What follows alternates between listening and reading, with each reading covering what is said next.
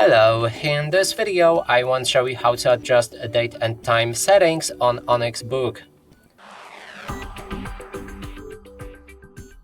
To do this, first we'll need to open Settings, navigate to Date and Time. Right here you'll be able to enable or disable automatically set date and time, but to make it work you will need to connect your ONYX Boox to the internet.